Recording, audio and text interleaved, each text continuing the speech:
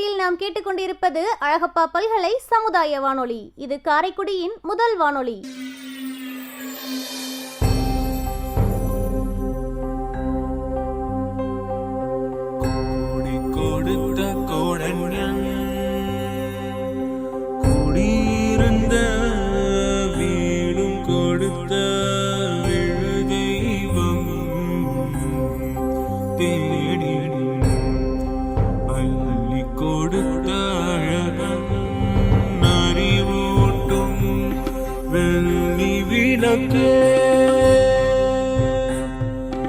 அறிவூட்டும் வெள்ளி விளக்கே,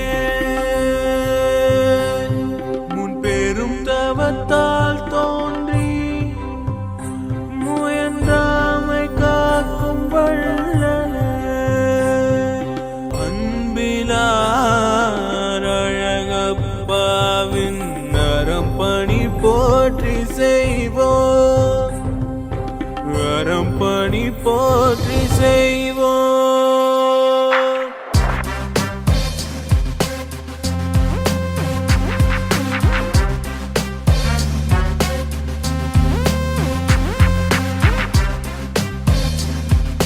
இந்திய அரசு அறிவியல் தொழில்நுட்பத்துறையின் விக்யான் பிரசார் மற்றும் காரைக்குடி அழகப்பா பல்கலைக்கழகம் இணைந்து வழங்கும் அறிவியல் பாலம் புதிய தொடர் நிகழ்ச்சி அனுபவ் திட்டத்தின் பரவலாக்கம்.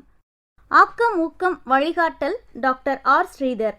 வடிவமைப்பு செயலாக்கம் காரைக்குடி அழகப்பா பல்கலைக்கழகத்தின் சமூக பணித்துறையின் துறைத் தலைவர் மற்றும் பேராசிரியர் KR முருகன் அவர்கள். நிகழ்ச்சி ஒருங்கிணைப்பு சமுதாய வானொலி இயக்குனர் டாக்டர் S ராஜாராம். தயாரிப்பு குழு RJ Kamatchi, PL Kaverimaniyan, S Rosy, M Dhanalakshmi.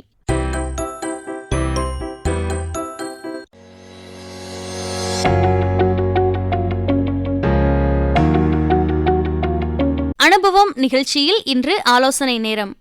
ஆலோசனை நேரம் பகுதியில் அழகப்பா பல்கலை சமுதாய வானொலியின் வாயிலாக இணைகிறார் ஒரு சிறந்த மருத்துவர். கடந்த 40 ஆண்டுகளாக மக்களுக்கு மருத்துவ சேவையை வழங்கி வரும் பெண்மணி. இந்திய மருத்துவ சங்கம் இவரின் சேவையை பாராட்டி சிறந்த மருத்துவருக்கான விருதை வழங்கி சிறப்பித்துள்ளது. சிவகங்கை மாவட்ட ஆட்சியரிடமும் சிறந்த குடும்பநல மருத்துவராக சான்றிதழும் விருதும் பெற்றுள்ளார். ரோட்டரி சங்கத்தால் பாராட்டப்பட்டு சிறந்த மருத்துவ சேவைக்கான விருதையும் பெற்றுள்ளார். இவர் தமிழ்நாடு அரசின் ஓய்வு பெற்ற மகப்பேறு மகளிர் நல மருத்துவர் டாக்டர் P முல்லைக்கொடி. தற்போது நம் அழகப்பா பல்கலை சமுதாய வானொலியில் நேர்காணலில் இணைகிறார் டாக்டர் P முல்லைக்கொடி. இவரிடம் சந்தித்து உரையாடுபவர் முனைவர் C சுமதி.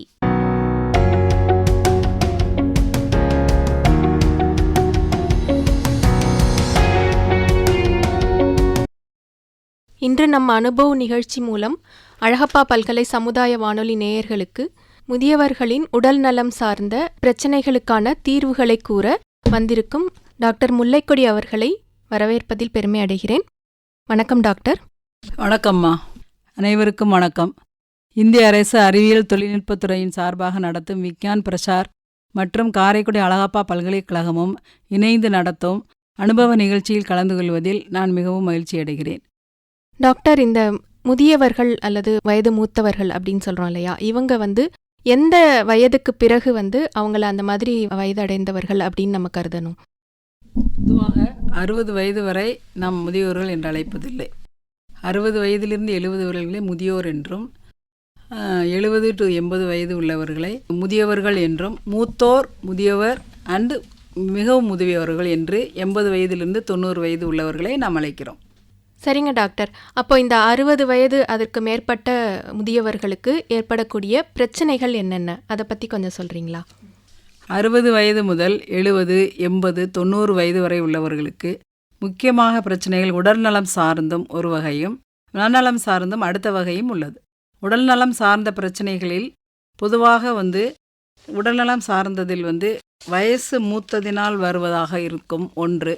இரண்டாவது அவங்களுடைய முன்னாடியே இருந்த வியாதிகளினால் ஏற்படக்கூடிய விஷயமாகவும் இருக்கலாம். அடுத்தது மூன்றாவது உடல் நலம் சார்ந்த பிரச்சனைகள். அதனால் நாம் இதை 3 வகையாக பிரித்து இதை பற்றி நாம் விரிவாக பேசுவோம். சரிங்க டாக்டர்.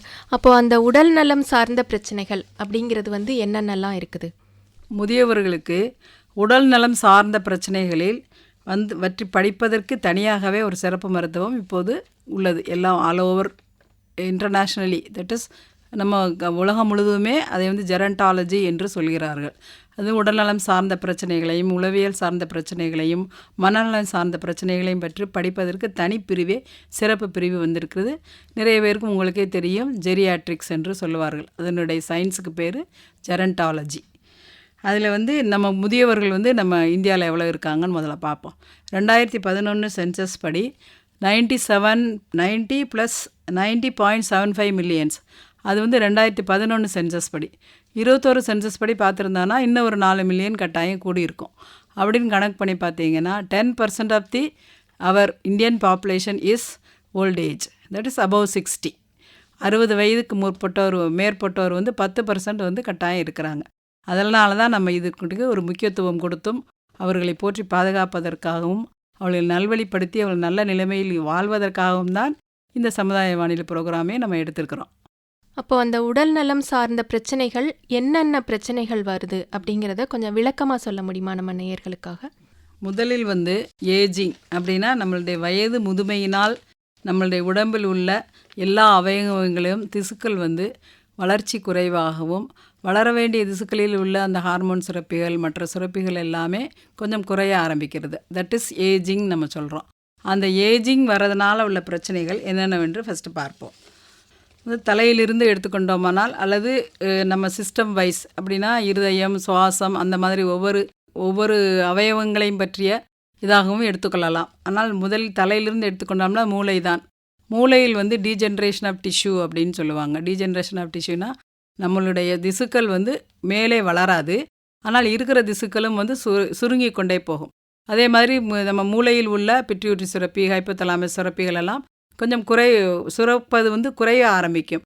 அது வந்து வயசு முதுமையின் காரணமாகவே ஒழிய உங்களுடைய சத்து குறைபாடுன்னு சொல்ல முடியாது. வயசு முதுமையின் காரணமாக குறைய ஆரம்பிக்கிறது.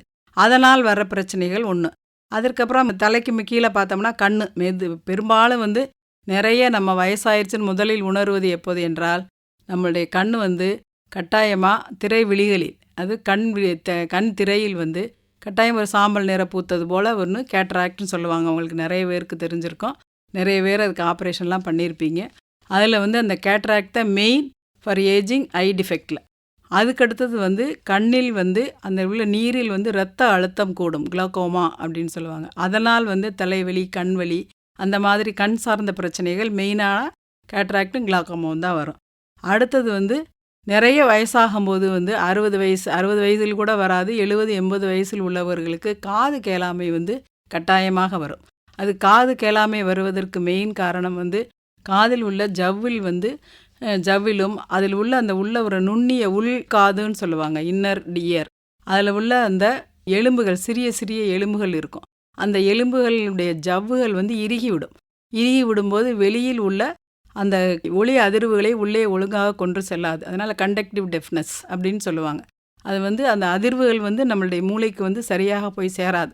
அதனால் வர்ற குறைபாடுகள்னால நமக்கு வந்து காது கேளாமை வரும்.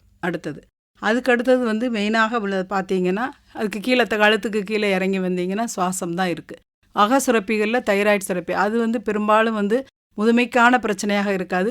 முன்பே அவர்களுக்கு வந்து தைராய்டு சுரப்பி கோளாறுகள் எதுவும் இருந்தால் அதில் வந்து பிரச்சனைகள் கூடுமே ஒழிய மற்றபடி புதிதாக வர்றதுக்கு வாய்ப்பு இல்லை. அடுத்தது வந்து உங்களுக்கு சுவாசம் இருதயம் இது ரெண்டும் தான் அடுத்து இருக்குது. அதுக்கடுத்து வந்து வயிற்று பிரச்சனைகள்ன்றது வந்து அதை தனித்தனியாக நம்ம நல்லா டீட்டெயில்டாக பேசுவோம். வயிற்று பிரச்சனைகள்லாம் செரிமான கோளாறுகள் வரும். அடுத்தது வந்து கை கால் இயக்கம், இதுதான் நம்ம மெயினாக பேச போகிறது. அதை வந்து தனித்தனியாக நாம் வந்து இன்னும் விரிவாக பேசுவோம். இப்போ இந்த காது கேளாமை அப்படிங்கிற ஒரு பிரச்சனை பற்றி சொன்னீங்க டாக்டர். இது வந்து நான் வந்து நிறைய பேர்கிட்ட பார்த்துருக்கேன். அவங்களுக்கு உளவியல் ரீதியான பிரச்சனையை அது வந்து ஏற்படுத்துது.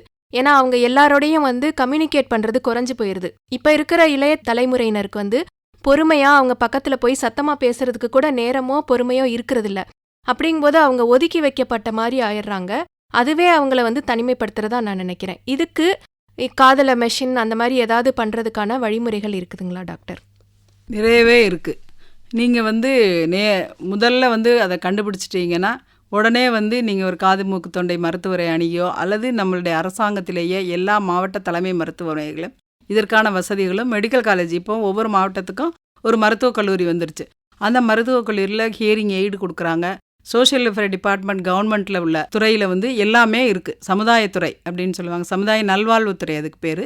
சமுதாய நல்வாழ்வுத்துறையில் எல்லா வசதிகளும் செஞ்சு கொடுக்குறாங்க. நீங்கள் போய் முதல்ல உங்களுடைய எண்ணை பதிவு செய்து நீங்கள் இப்படி இருக்குன்னு மட்டும் சொன்னீங்கன்னா போதும், ஹியரிங் எய்டு கொடுக்குறாங்க. இல்லை உங்களை டாக்டர் செக்கப் பண்ணி அதுக்கு என்னென்ன வழிமுறைகள் பண்ணணுமோ எல்லாமே மாவட்ட தலைமை மருத்துவமனையிலையும் மருத்துவக் கல்லூரியிலையும் கட்டாயமாக செய்கிறாங்க. அப்படி முதலே நீங்கள் கண்டுபிடிக்கணும். உங்கள் வீட்டில் உள்ளவங்க அதை அழைச்சிட்டு போய் பண்ணுற மாதிரி நீங்கள் ஏற்பாடு பண்ணணும். அது கட்டாயம் பண்ணணும். இல்லை அருகில் உள்ள ஒரு காது மூக்கு தொண்டை மருத்துவரை அணுகுங்கள், கட்டாயம் அதற்கான தீர்வு கிடைக்கும். இப்போ நமக்கு நம்ம பக்கத்தில் அருகாமையில் உள்ள மாவட்ட தலைமை மருத்துவமனைனா சிவகங்கையில் இருக்கிற மருத்துவக் கல்லூரி மருத்துவமனை தான் இல்லையா டாக்டர்? சிவகங்கை மருத்துவக் கல்லூரி மருத்துவமனையில் இதற்காகவே தனி துறையே இயங்குகிறது. நிறைய மருத்துவர்கள் இருக்கிறார்கள். அங்கு சென்று நீங்கள் எல்லாவற்றையும் பெற்றுக்கொள்ளலாம். அடுத்து நாம் இருதய இதுக்கு வருவோம். இருதய கோளாறுகள் என்பது புதிதாக வருவது அல்ல. பெரும்பாலும் வந்து அவங்களுக்கு முன்னாடியே 40-50 வயதிலிருந்தே வந்திருக்கக்கூடிய இரத்த அழுத்த நோய் அல்லது வேறு சுவாச கோளாறுகள் இருந்தால் அது வந்து கூடுறதுக்கு வாய்ப்பு இருக்குது. வயசுக்குன்னு வர்றதை பார்த்தீங்கன்னா உங்களுடைய இரத்த நாளங்கள் எல்லாமே இறுகி விடும். தட் இஸ் அத்திரோஸ்க்ளிரோசிஸ்ன்னு சொல்லுவாங்க.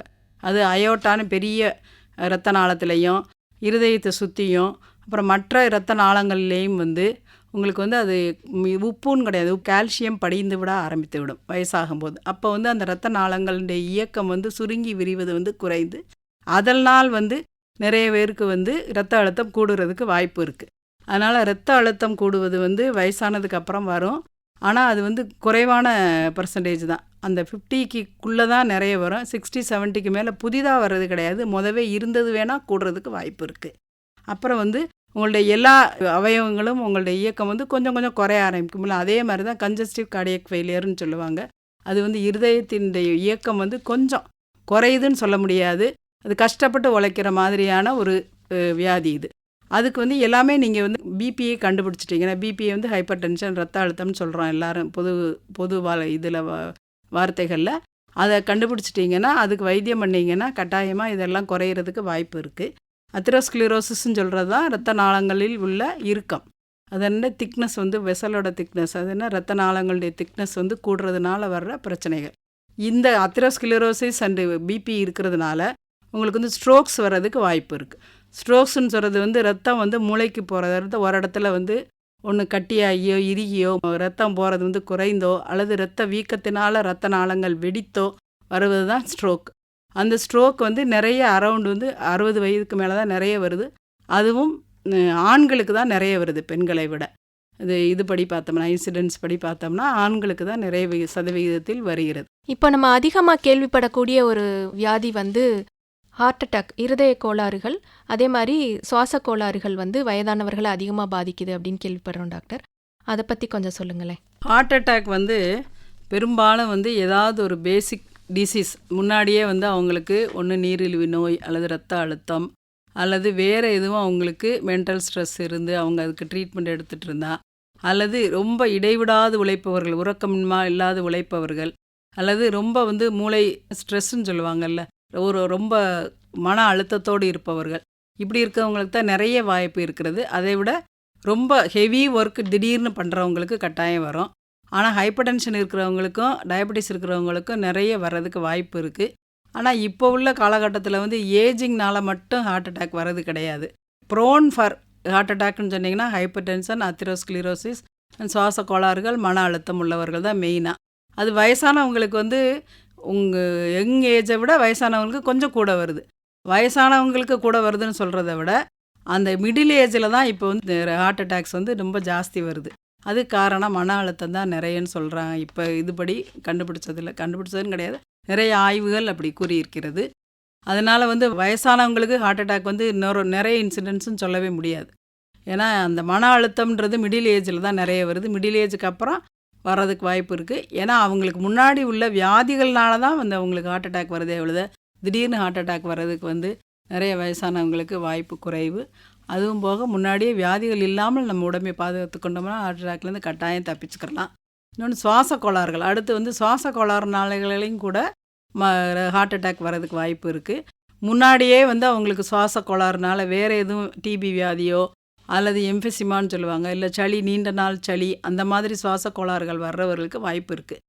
வயசானதுனால வர்ற சுவாச கோளாறுகள்னு பார்த்தீங்கன்னா மற்றவங்களை விட அவங்களுக்கு வந்து இந்த டைடல் கெப்பாசிட்டின்னு சொல்லுவாங்க, நன்றாக மூச்சு இழுத்து நாம் விடும்போது இளையவர்களாக இருக்கும்போது உள்ள நுரையீரலுக்கும் வயதானவர்களுடைய நுரையீரலுக்கும் வித்தியாசம் கட்டாயம் இருக்கும். எப்படின்னா இடையவங்கள் வந்து ஃபுல் எவ்வளவு அவங்க 500 ml வால்யூம் ஆக்சிஜனை உள்ளே இழுக்கிறாங்களோ அந்த அளவுக்கு வந்து 450 ml பக்கத்தில் வந்து வெளிவிட முடியும். ஆனால் வயதானவர்களும் அவ்வளோ விட முடியாது. ஏன்னா அவங்களுடைய ஆல்வியோலை எல்லாமே வந்து கொஞ்சம் வந்து தேய்மானம் ஆயிரும், டீஜென்ரேட் ஆகி உள்ள சீலியான்னு சொல்லுவாங்க. சீலியான்றது நுண்மயிர்கள், அது மூலமாக தான் வந்து அந்த அழுக்கெல்லாம் நம்ம வெளியேற்ற முடியும். அதனுடைய இயக்கங்கள்லாம் வந்து ரொம்ப குறைய ஆரம்பிக்கும் வயசாகும்போது. அப்படி இருக்கும்போது வந்து உங்களுக்கு டைடல் கெப்பாசிட்டி அந்த வால்யூம் வந்து ரொம்ப குறைஞ்சி போயிடும். இப்படியே நாளடைவில் போய்கிட்டே இருக்கும்போது 80 வயசுக்கு மேலே எம்ஃபெசிமான்னு வர்ற ஒரு வியாதி வர்றதுக்கு வாய்ப்பு இருக்கிறது சுவாச கோளாறுகள்னு பார்த்தா. மற்றபடி வந்து கொஞ்சம் இயக்கம் குறையுமே ஒழிய சுவாசக்கோளாறு புதிதாக வராது.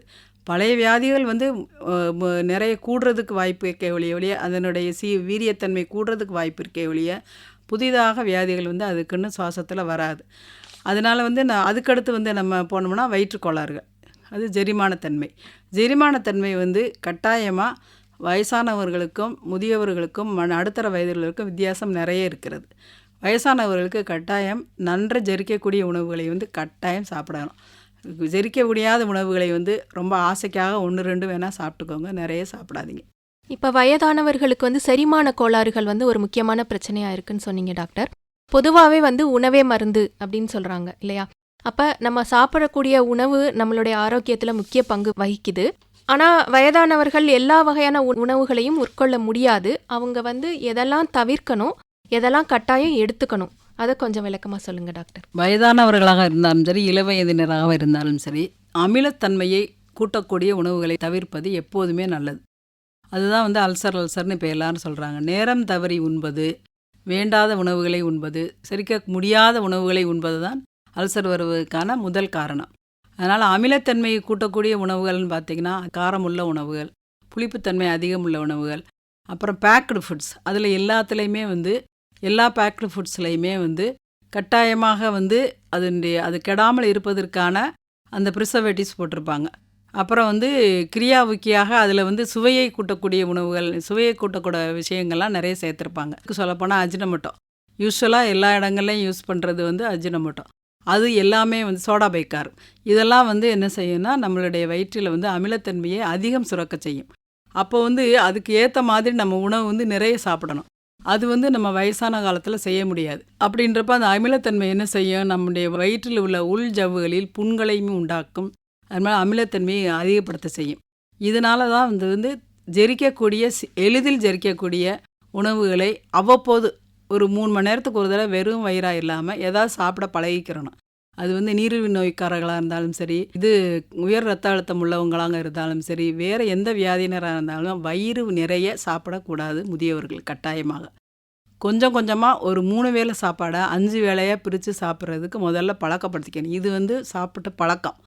அது அடுத்தது வந்து நிறைய நார்ச்சத்து உள்ள பொருட்களை வந்து நிறைய சாப்பிடணும். அப்புறம் வந்து நார்ச்சத்து உள்ளதுன்னா நம்ம பெரும்பாலும் பழங்கள், காய்கறிகள், அதுதான். அடுத்தது உப்பு வந்து கட்டாயமாகவே நீங்கள் 40 வயசு 50 வயசுக்கு மேலே ஆகிட்டாலே அரை உப்பாக சாப்பிடுவது தான் மிகவும் நல்லது. சால்ட்டை வந்து குறைச்சிறது நல்லது, உப்பு வந்து குறைச்சிறது நல்லது. தண்ணி வந்து நிறைய குடிக்க வேண்டும். நல்ல சத்தான உணவுகள். இப்படி சத்தான உணவுகள் நம்ம சொல்கிறது என்னென்னா, நீங்கள் கட்டாயமாக நான்வெஜ் கிடையாது. சத்தான உணவு வந்து நிறைய பேர் நம்ம சத்தானது சாப்பிடுங்க அப்படின்னு சொன்ன உடனே என்ன நினைக்கிறாங்க, நம்ம கறி, மீன், கோழி கறி அதுதான் அப்படின்னு நினைக்கிறாங்க. அது கிடையாது. சத்தான உணவுகள் என்பது புரோட்டீன் சத்து உள்ளது, பயறு, பருப்பு வகைகள். அடுத்தது அவித்த விஷயங்கள், எல்லாம் எண்ணெயில் பொரித்ததை விட அவித்த விஷயங்கள். அதுக்கப்புறம் வந்து நிறைய நார்ச்சத்து உள்ள பொருள்கள், பழங்களில் தான் நுண்ணுயிர் சத்துக்கள்லாம் நிறைய இருக்குது. வைட்டமின்ஸ், மைக்ரோ நியூட்ரியன்ஸ் அதெல்லாம் வந்து பழங்கள்லையும் தாவர உணவுகள்லேயும் தான் நிறைய இருக்குது. அதனால் நீங்கள் முடிந்த அளவுக்கு இந்த மாதிரியான ஃபைபர் இதெல்லாம் சாப்பிடுங்க. அப்புறம் ஒரு கடைசியாக உள்ளது, மாமிச உணவுகளை வந்து அல்லது இதை வந்து அசைவ உணவுகளை தவிர்க்க வேண்டும் என்று நான் சொல்லவில்லை, குறைக்க வேண்டும் கட்டாயமாக. அதுவும் கடலில் மீன், நண்டு அந்த மாதிரி கடல் சார்ந்த உணவுகள் வந்து நல்லது. அதில் வந்து vitamin D3, calcium, omega 3 fatty acids, trans fat எல்லாமே குறைய இருக்கும். அப்போ வந்து அது ரொம்ப நல்லது.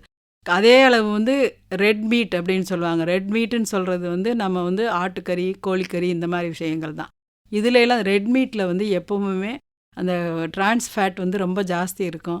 அன்சாச்சுரேட்டட் ஃபேட்டி ஆசிட்ஸ் நிறைய இருக்கும். இது வந்து கட்டாயமாக கொலஸ்ட்ராலை வந்து உங்களுக்கு கூட்டும்.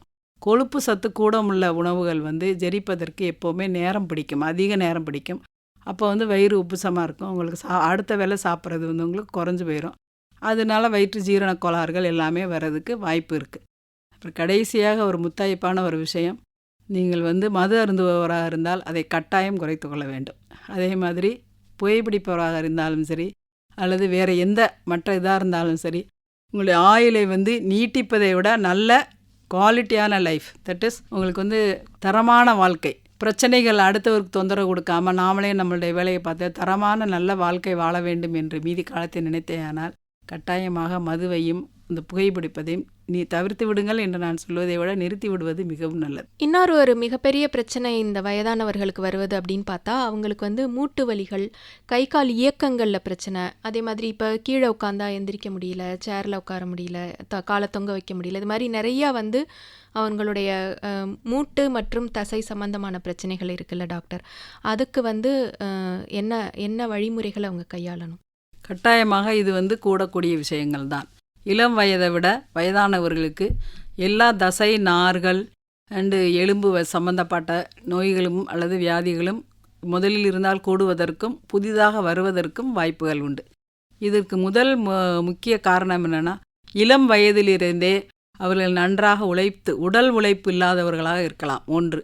இன்னொன்று, ரெகுலர் தினசரியான உடல் பயிற்சி இல்லாதவர்களாக இருக்கலாம். இது வந்து கட்டாயமாக பிற்காலத்தில் வந்து உடல் இயக்கங்களுக்கும் அல்லது மூட்டு வலிகளுக்கும் வழிவகுக்கும். இன்னொன்று, அவங்களுடைய வயதாகும் போது வருகிற நிறைய சிறிய சிறிய அவங்களுடைய உடல் அசைவுகளில் திசுக்களில் உள்ள பிரச்சனைகள்னால வர்றது. என்னென்ன இதுன்னு பார்க்கணுன்னா, எல்லா மூட்டுகளிலுமே அந்த ஜவ்வு வந்து இறுக ஆரம்பித்து விடும் ஒன்று. இன்னொன்று, இந்த ஜவ்வு ஜாயிண்ட்லாம் வந்து ஒரு திரவம் சுரந்து இருக்கும். அந்த திரவம் சுரக்கிறது வந்து குறைந்து விடும் எல்லா மூட்டுலையும், முக்கியமாக முழங்காலிலும் தோள்பட்டையிலும். இன்னொன்று, அந்த எலும்புகளில் உள்ள அடர்த்தி வந்து குறைஞ்சிரும். போன் டென்சிட்டி அப்படி எல்லாருமே இப்போ பார்க்குறாங்கல்ல, எல்லாரும் பிஎம்டின்னு சொல்லிட்டு போன் மேரோ டென்சிட்டின்னு பார்க்குறோம். அந்த இது எலும்புகளில் உள்ள அடர்த்தி குறைந்து விடும். அதற்கு காரணம் வந்து கால்சிய குறைபாடாக இருக்கலாம், அல்லது கால்சியம் படியும் தன்மை குறைவாக இருக்கலாம், அல்லது படிவதற்கான கிரியாவிக்கியான உள்ள விட்டமின் D3 வந்து குறைபாடாக இருக்கலாம். இந்த மாதிரி நிறைய குறைபாடுகள் வரலாம்.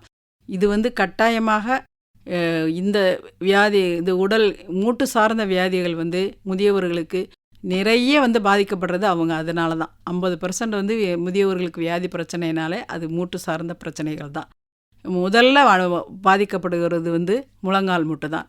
முழங்கால் மூட்டில் தான் வந்து அந்த ஜவ்வு வந்து ரொம்ப பெருசாகும். அதனுடைய ஜாயிண்ட் சர்ஃபேஸ்ன்னு சொல்லுவாங்க. கீழே உள்ள எலும்பும் மேலே உள்ள எலும்பும் சேர சர்ஃபேஸ் வந்து ரொம்ப அகலமாக இருக்கும் மற்ற மூட்டுகளை விட. அதனால் அந்த ஜவ்வு வந்து சீக்கிரமாக தின் அவுட் ஆயிரும். அந்த திக்காக இருக்கிற சைனோவியல் டிஷ்யூ வந்து திக்காக இருக்கிறது வந்து தின்னாயிரும். உள்ளே உள்ள அந்த திரவம் சுருக்கிறது குறைஞ்சிரும். அப்புறம் வெளியில் உள்ள சதைகள் எல்லாம் நார்கள் எல்லாம் தசை நார்கள் எல்லாம் இறுகி விடும். இதனால் வந்து மூட்டு வந்து நமக்கு அசைவு இழுத்துரு இது பண்ணுறது வந்து ஒவ்வொரு தடவையும் ஒரு வலி, பயங்கரமான வலி இருக்கும். படி ஏறி இறங்க முடியாது. அடுத்த இது காலடி எடுத்து வைப்பதற்கும் வழியாக இருக்கும். இதற்கு முதல் முக்கியமான தீர்வு, உங்களுடைய உடலை வந்து இயங்கிக் கொண்டே இருக்க வேண்டும். அதுதான் மெதல். தாரக மந்திரவனா ஒரு நாளைக்கு எல்லா ஜாயிண்ட்டையும் வந்து நீங்கள் 10 தடவையாவது இயக்கணும். அப்படி இயக்க பழகிக்கிட்டீங்கன்னா உங்களுடைய முதுமையை நீங்கள் சந்தோஷமாக வரவேற்கலாம். இந்த மூட்டு தேய்மானம், ஆஸ்டியோபோரோசிஸ்ன்னு சொல்கிறாங்க இல்லையா டாக்டர், அது வந்து ரொம்ப பர்டிகுலராக கேட்கணும்னு நான் நினச்சேன். இப்போ முன்னாடி இருந்தவங்களை விட இப்போ வந்து நீங்கள் சொல்கிற 60 வயது இல்லை, ஒரு 40 வயதுக்கு மேற்பட்டவங்களுக்கே இது வந்து காமனாக இருக்கிறத நம்ம பார்க்குறோம். சொல்லணும்னு நினச்சா, இப்போ எங்கள் அப்பாவோட அம்மா, எங்கள் அப்பத்தா வந்து அவங்க நல்லா கீழே உட்காந்து எந்திரிக்கிறாங்க. எங்கள் அம்மா வந்து அதுக்கு கொஞ்சம் பரவாயில்ல, ஆனால் எனக்கு இப்போவே வந்து மூட்டு வலிலாம் வருது. சம்மணம் போட்டு கீழே உட்கார்ற பழக்கமே வந்து நமக்கு குறைஞ்சி போச்சு இல்லையா, அதனால இப்போ எங்களுக்குலாம் அது ரொம்ப கஷ்டமாக இருக்குது. இந்த ஆஸ்டியோபோரோசிஸ் அப்படிங்கிறது எதனால வருது? இதை வந்து தடுக்கிறதுக்கு என்ன பண்ணலாம்? வந்துருச்சுன்னா என்ன பண்ணலாம்? இதை கொஞ்சம் விளக்கமாக சொல்லுங்கள் டாக்டர். ஆஸ்டியோபோரோசிஸ் என்பது மூட்டு தேய்மானம் உள்ள வியாதி தான் அதன் பெயர். ஆஸ்டியோபோரோசிஸ் வந்து பெரும்பாலும் வந்து நான் சொன்ன மாதிரி இடுப்பெலும்புலையும் இடுப்பு மூட்டுலையும் முழங்கால் மூட்டுலையும் தான் ரொம்ப ஜாஸ்தி வரும். இடுப்பு மூட்டுலையும் முழங்கால் மூட்டுலையும் வர்றதுனால தான் நமக்கு வந்து கீழே உட்காந்து எந்திரிக்கிறது ரொம்ப பிரச்சனையாகும். இன்னொன்று, அடுத்து வர்றது வந்து முதுகு தண்டுவடத்தில். இதற்கெல்லாம் மூல காரணம் வந்து இள வயதிலிருந்தே நம்ம எல்லா மூட்டுகளையும் நன்றாக இயக்காமல் இருந்தது தான். அதுதான் ஃபஸ்ட்டு. அதை நம்ம முதல்ல நல்லா செஞ்சுட்டு அதற்கப்புறம் நம்மளுடைய எலும்பு அடர்த்தியை நல்ல விதமாக வைத்துக்கொள்ள வேண்டும். அதற்கு நல்ல கால்சியம் சத்து நிறைந்த உணவு வகைகளை சாப்பிடணும். இன்னொன்று, ரெகுலர் டெய்லி மட்டும் கிடையாது, தினமும் நீங்கள் உடற்பயிற்சி கட்டாயம் செய்யணும். உடற்பயிற்சின்னு நம்ம அதுக்கு நேரம் ஒதுக்கி செய்ய முடியலனாலும் எல்லா நாளும் எல்லா நேரமும் இயங்கி கொண்டு இருக்க வேண்டும். அதுதான் முதல் இது. அதை விட இப்போ இருக்க காலகட்டத்தில் எல்லாரும் நீங்கள் சொல்கிறதுக்கு முதல் காரணம் 25 வயசுலேருந்தே எல்லாரும் டைனிங் டேபிளில் தான் சாப்பிட்றோம். யாரும் சமணம் போட்டு உட்காந்து சாப்பிட்டு எந்திரிக்கிறது கிடையாது. அந்த உட்காந்து எந்திரிச்சோம்னா நம்மளுடைய எல்லா மூட்டுகளும் இயங்கும். அது செய்கிறது கிடையாது. அதனால தான் நமக்கு இடுப்பெலும்புக்கு கீழே நம்ம அதை நம்ம யூஸ் பண்ணாமே வச்சுருக்கிறதுனால தான் அது நாளடைவில் மூட்டு தேய்மானத்துக்கு ரொம்பவே வழிவகுக்கிறது. அதை விட இன்னொன்று, கால்சியம் சத்து நிறைந்த விட்டமின் D3 சத்து நிறைந்த D3 என்பது சூரிய ஒளியிலிருந்து நிறைய நமக்கு கிடைக்கும். அது சூரிய ஒளி, அதான் காலையில் உடற்பயிற்சி வெளியில் எந்திரிச்சு செஞ்சோம்னா எல்லாத்துக்குமே தீர்வு வந்துடும். இல்லை அது முடியலையா அப்படின்னா வெளியேவாது கொஞ்சம் நேரம் நடந்து போகணும். இப்போ யார் நடந்து போகிறா? முதல்ல அதை சொல்லுங்கள். எல்லாரும் பைக்கில் மேலே ஒரு ஹெல்மெட்டு ஃபுல்லாக போற்றி சூரிய ஒளியே உடம்புல படுறது கிடையாது. அதனால தான் இந்த பிரச்சனைகள் வருகிறது. அதனால் சூரிய ஒளி படும்படி ஒரு நாளைக்கு மினிமம் 20 to 30 நிமிஷம் நீங்கள் இருந்தீங்கனாலே உங்களுடைய விட்டமின் D3 குறைபாடு முழுமையாக தீர்ந்துவிடும். இன்னொன்று, உங்களுடைய நீண்ட நாள் நெறிப்பட்ட வியாதிகள்னால், அது இரத்த அழுத்தமாக இருக்கலாம், நீரிழிவு நோயாக இருக்கலாம், அல்லது சிறுநீரக கோளாறுகளாக இருக்கலாம். இந்த வியாதிகளினால் சிறுநீரகம் பாதிக்கப்படும் போது விட்டமின் D3 செக்ரீஷன் அதனுடைய சுரக்கும் தன்மையும் அது நம்மளுடைய எலும்பில் போய் வேலை செய்யும் தன்மையும் குறைந்துவிடும். அப்படி இருக்கிறவங்களுக்கும் கூட மூட்டு தேய்மானம் முதல்ல சீக்கிரமாகவே வந்துடும். 50 வயசு 45 வயசுலேயே வர்றதுக்கு வாய்ப்பு இருக்குது. ஆனால் முதற் காரணம் உங்களுடைய உடம்புகளையும் உங்களுடைய மூட்டுகளையும் நீங்கள் நன்றாக இயக்கி கொண்டே இருந்தால் இதை நீங்கள் கட்டாயமாக தவிர்க்கலாம். இன்னொன்று, நம் வீடுகளில் இப்போ நான் ஒரு மருத்துவராக சொல்கிறதுன்றதை விட ஒரு அம்மா, சீனியர் சிட்டிசன் அம்மாவாக நான் சொல்கிறேன். நானும் 60 வயது கடந்தவர் தான். கட்டாயமாக குழந்தைகளை கீழே உட்கார்ந்து சாப்பிட பழக்குங்கள்.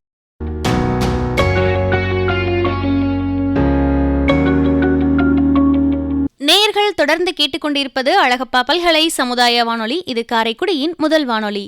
அனுபவம் நிகழ்ச்சியை கேட்டுக்கிட்டு இருக்கோம். இந்த அனுபவம் நிகழ்ச்சியில ஆலோசனை நேரம் பகுதியில ஓய்வு பெற்ற மகப்பேறு மகளிர் நல மருத்துவர் டாக்டர் பி. முல்லைக்கொடி அவர்கள் மூத்த குடிமக்களின் உடல்நலம் குறித்து கேட்ட கேள்விகள், சந்தேகங்கள், இது எல்லாத்துக்குமே நம்ம கிட்ட நிறைய தகவல்களை பகிர்ந்துக்கிட்டாங்க. தொடர்ந்து இணைந்திருப்போம். இந்த நிகழ்ச்சியோட அடுத்த பகுதியை நம்ம அடுத்த நிகழ்ச்சியில கேட்கலாம் நேயர்களே. இந்த நிகழ்ச்சி நேயர்களாகிய உங்களுக்கு ரொம்ப பிடிச்சிருந்துச்சுன்னா மறக்காம நம்ம அழகப்பா பல்கலை சமுதாய வானொலியின் மின்னஞ்சல் முகவரிக்கு உங்களுடைய கருத்துக்களை நீங்க அனுப்பலாம். கருத்துக்கள் அனுப்ப வேண்டிய மின்னஞ்சல் முகவரி comradio@alagappauniversity.ac.in. நன்றி நேயர்களே.